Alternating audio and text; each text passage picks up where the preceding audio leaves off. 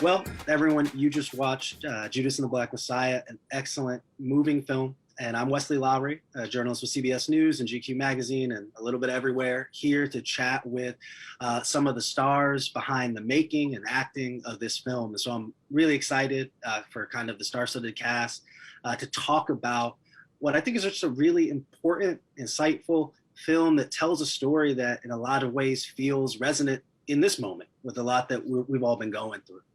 And so, as you can see, we've got the stars and we've got the filmmakers. So, Shaka, I wanted to start with you and ask, how did this project begin? Where did this start? What did that research look like?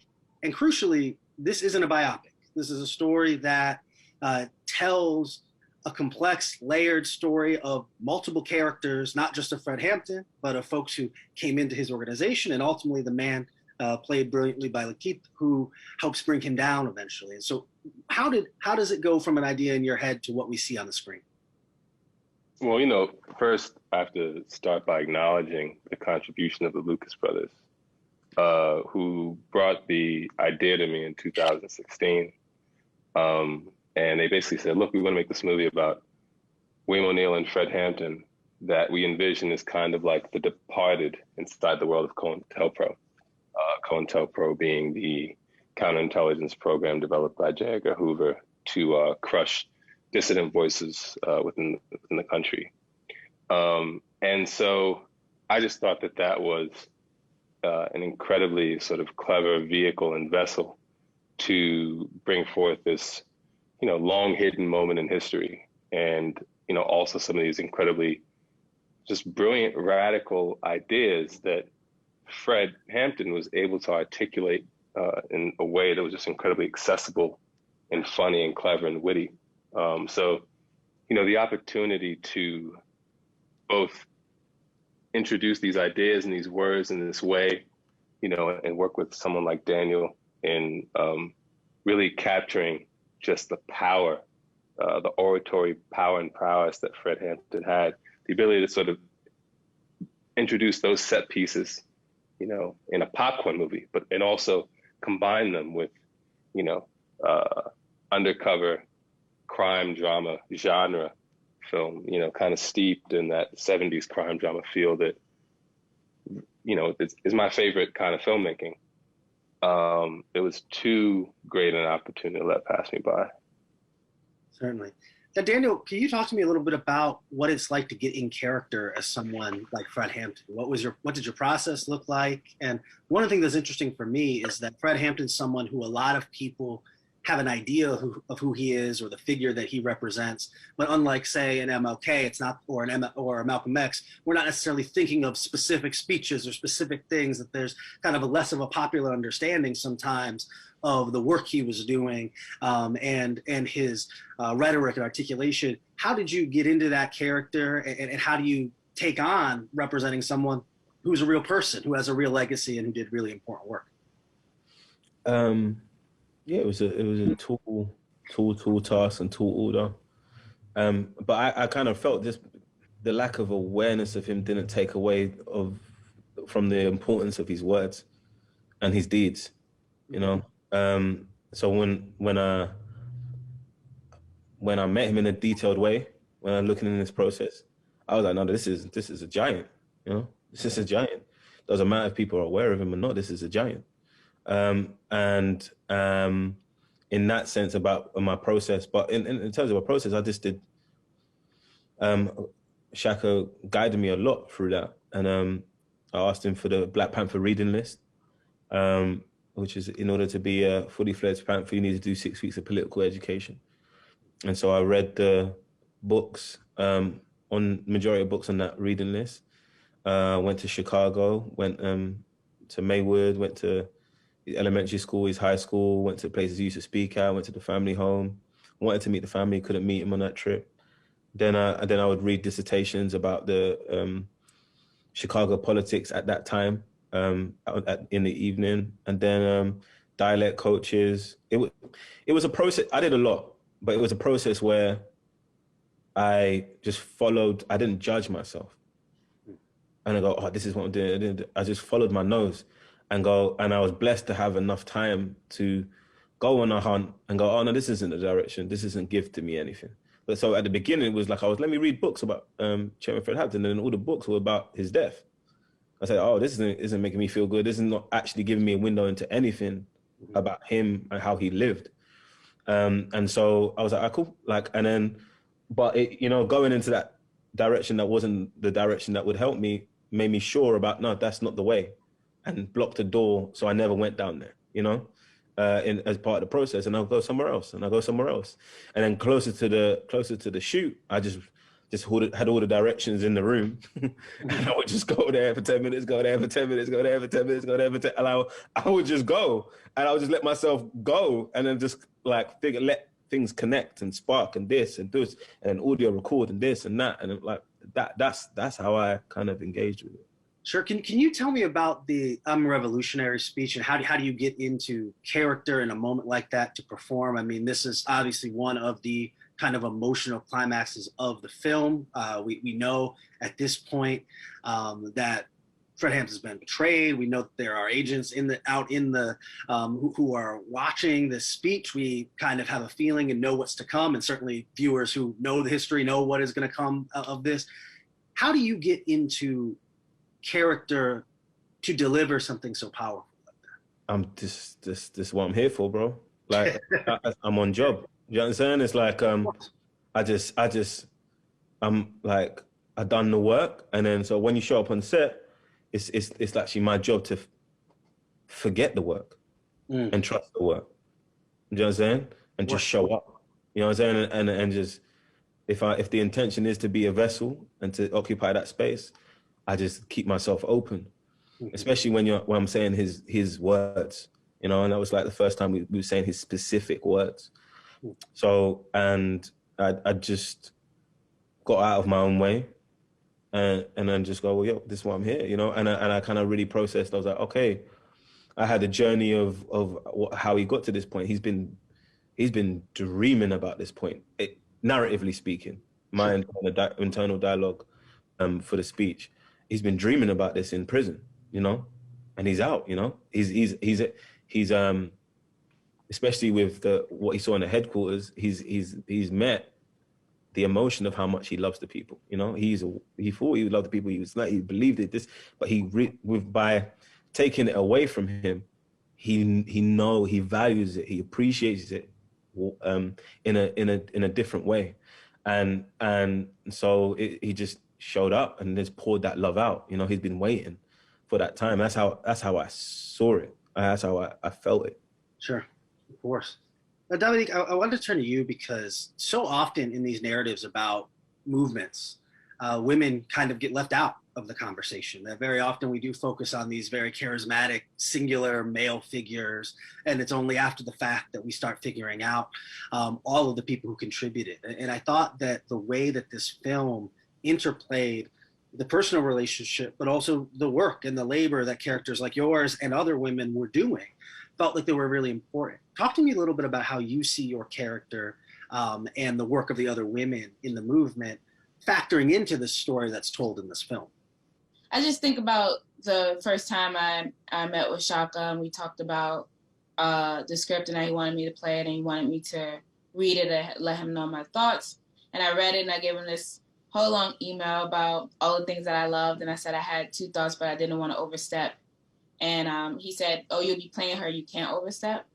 And to me, just him saying that allowed me to occupy space in a way that I hadn't in the past. And with a role and a legacy so important to me, I was happy that, Shaka was a collaborator in that way. And so it allowed me to know that, like in advocating just for myself and my thoughts, that I would then have the space to advocate for the character and maybe think about the things that maybe as a man he's not gonna think about, And so when he offered for me to write the poem, that she shares with Chairman Fred, it allowed me to tap into my womanhood in a different way and to think about the contributions of women, just that we think of revolutionaries as people holding guns and shooting guns, and that's revolutionary as well. But what does it mean to be so radical that you would put your love on the line? Can I ask you what the 2 notes you sent back to Shaka were? How did you want to make this character your own? And what did he screw up? Well, Shaka didn't screw up. But what the first one was, the first thing she says to Chairman Fred is, "Do you like poetry?" And the Panthers are and we're very poetic people. I think we miss an opportunity if we don't hear a poem. And he said, "I think you're right. Do you want to take a shot at that poem?" And I wasn't expecting that. I didn't even know if she was going to be the person to say it. That wasn't really my concern. It was more so, just the vehicle that poetry is cinematically, and just from my own heart, my own feelings, how it invokes emotion out of me. And then the other one was really important that, I said, it's not a romance, but I'm romantic, and I'm going to come from that lens. And a lot of times when we look at Black women in this medium, in terms of love, that we always have to prove ourselves worthy of love. After we stand by a man through jail or through a baby, then are we able to get the commitment? And I didn't want to perpetuate that narrative. And not that we were going to do that, but I just wanted to bring awareness to it, that the script is going to be moving so fast. I know we're focused on O'Neal and Chairman Fred in that way. But if we could just make sure that, and as we operate and move through the world, that we know that Chairman loved her for her mind, not just her body, and that she was worthy of love before she did anything heroic or anything like that. Of course. It was really interesting watching those romantic scenes, how simple and intimate they seemed very often, right? How Fred in Daniel's portrayal is frankly kind of awkward and doesn't know quite what to do and how to move in these spaces. And, so it was really interesting watching that on-screen chemistry, but also kind of in some ways, the simple intimacy, right? It wasn't this kind of sweeping you off your feet, but it was this very simple, and that's in a lot of ways the way romance works in the real world. I think what Daniel and I just talked about for sure, that they were young, like 19 and 20, 21, and we wanted to make sure that in those moments we get to see the youthfulness about them, because we don't get to know that about our revolutionaries. We don't get to know that we don't get to see them as human in that way. Of course. Now, LaKeith, you have played a number of complicated, cerebral characters across movies and films. This one might have been one of my favorite of your portrayals. Can you talk to me a little bit about the kind of internal grappling that's happening with your character? That he, in some ways, is the villain of this film, but he's also, frankly, probably the character who I felt the most empathy or conflict towards or for, that you could tell he's kind of going through it. Can you talk to me a little bit about what you wanted to get across in this portrayal, and how you went about doing it? From the beginning, I always told myself, I'm not going to approach this character like a villain and give like a little spooky performance. And I just didn't interpret Will O'Neal that way, even though if you watch parts of his interview on Eyes on the Prize, you might get the indication that he's callous and doesn't care whatsoever about what his actions may have caused or done. I got an indication that that might not be the case. And so I wanted to explore that a little bit more and challenge myself to try and find the humanity in something that felt like on the surface level, just inhuman to some extent, because it was difficult for me to rationalize how a person could go through life with O'Neal's philosophy and throw caution completely to the wind, although there was a part of him that I thought was very real in that and needed to be shown as well.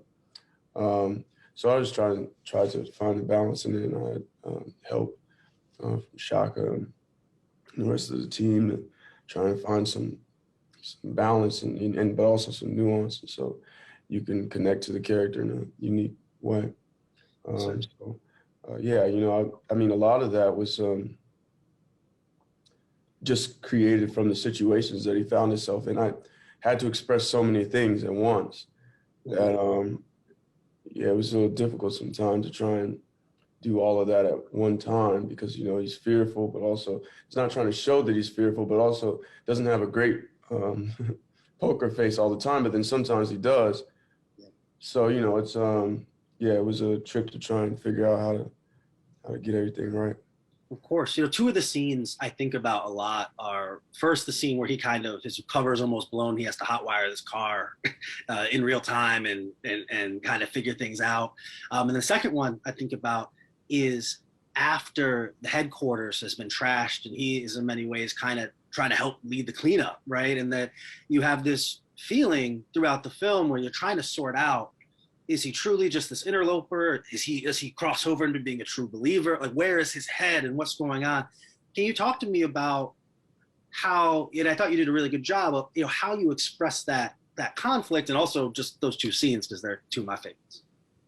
Yeah, in that moment, I always thought that there was moments where O'Neill couldn't help but be wrapped into the philosophy of the Black Panthers and feel something, since his idea about them, him being apolitical really wasn't even the one that was negative in essence in the story that we're telling. It's more like, I don't really give a fuck about them. I don't really care about anything political. Like, can I just not go to jail and hopefully make some money and, mess with some girls? Like, that's more of what his philosophy was. But I think as he began to realize and spend time with them, in my interpretation, there had to have been a moment or two where he was enraptured in what was going on and almost forgot what his damn job was and just felt like, I'm actually connected to this. Oh, wait, I can't be. I have a job to do, and I got to remember that. And there's an effort to not be as close to the Black Panthers as one would think, one would be. And me being zapped into those situations and taken back into that time and space and place, and my intimate love for what Fred Hampton and many others, many different chapters represented. I also didn't want to have the character appear to not appreciate at all whatsoever what was happening with the Panthers, because it just didn't seem genuine. It seemed to work against also the portrayal of the Panthers as being what I believed that they were. So I wanted to also give space and leave space for that, and not, I don't know, not sort of, my preoccupation in the film was always primarily with uplifting Chairman Fred Hampton's story. And so while I did want to give some humanity to O'Neill, the main focus was to just be there to support the upliftment of him. So finding that balance was kind of like really important, Of course. Shaka, can you talk to me a little bit about Chairman Fred Hampton Jr.'s involvement? That this was it's a portrayal of someone who still has living family. This is not distant history. This is still relatively recent history. Chicago is still one of the leading spaces for kind of Black radical movement and politics. What was it like to tell this story? What was his involvement? And also, this, like I said in the beginning, is a story that does feel very current in a lot of ways, with a lot of the conversation we're still having. How do you tell a story that's about history, but also is about the present at the same time? Well, to start with, answering the first part of the question about Chairman Fred Hampton Jr., as soon as we had a draft of the script that we felt comfortable with, we went to Chicago and sat down at, the kitchen table of Fred Hampton's childhood home and had about a 10 or 12 hour meeting with Chairman Fred Hampton Jr., where we just, talked about our intentions, listened to his, just the many concerns he had about even meeting with us. The first time we sat down with him, he was like, you all are mistaken about the relationship between William O'Neill and Fred Hampton, because up until this time, everything I'd always heard was William O'Neill was Fred Hampton's bodyguard. And the truth is he was not. He was a member of this security cadre, and he was a security captain, but he was not Fred Hampton's bodyguard because Fred Hampton didn't trust him enough to allow him to fulfill that role. And he was very adamant that was clear. And he was very adamant that we not portray them as friends.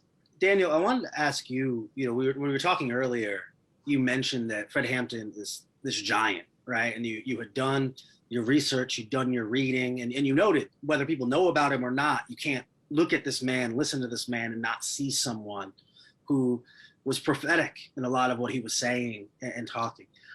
Why do you think we don't know more about Fred Hampton? And certainly this kind of portrayal will help with that. But secondarily, what is the lesson we should learn in 2021 from Fred Hampton and from the program he was putting forth back then? We don't know because he was assassinated. Mm-hmm. And that's not an assassination in terms of his physical form, just his physical form. He was a complete and utter assassination of his ideas, of the fact that he originated certain ideas, his concepts, his like, it was complete suppression of what he represented and what he was about, a complete suppression and manipulation of what he stood for and what he represented. And they just didn't stop at murdering him. They murdered everything he blessed us with, and made it something different. Is how I saw it. It was a comprehensive swoop by the powers that be, the establishment. You know, and for me, it's the importance of loving your community, loving the people around you. You know, and marrying theory and practice. You know what I'm saying? Mm-hmm. A lot of people are just, you know, in the articulation Olympics. You know what I'm saying? It's going, oh, it's how I'm saying it like this, and I'm saying it like that. That means I did something. Mm-hmm. What did you do? You know what I'm saying? And that's cool. Like, you know what I'm saying? That's not even like a judgment, but and that's valid. But it's that thing where for me, it was just like, wow, these people had a strategy, you know, had a plan. You see it in the Crowns bar when they go in there, and then he goes, first you get free healthcare, first you get free education, then you get I forgot the lines, free healthcare, free education, then you look up, you wake up and you freed your motherfucking selves. You know what I'm saying? It's like the importance of that is that he didn't, how I interpret it, he was like, he's not trying to free you, he's trying to give you the tools so you can free yourselves. You know what I'm saying? And it's that, like, he had a plan and he understood the importance of empowerment and self-actualization from the self. You know what I mean? From yourself. I'm not going to do, like, if I do it for you, then how free are you going to stay if I leave? You know what I'm saying? And I feel that, for me, is something that I take with me just in this period of my life. I keep changing and finding out new things that he teaches me. When I live my life, I go, oh, wow, you know, I didn't even see it like that. Oh, wow, I didn't see it like that. But at this present moment in time, the importance of deed, you know, he's an activist and an actionist, you know, yeah, and that's how I see it. Well, I think we've hit our time. I appreciate you all spending the time answering the questions. This really is a beautiful film. I really enjoyed watching it, and I know audiences will as well. And so thank you for your work, and thank you for taking the time to chat about it a little bit today. Thank you, Wesley. Thank you, man. Thanks, Wesley. Appreciate you. Take care.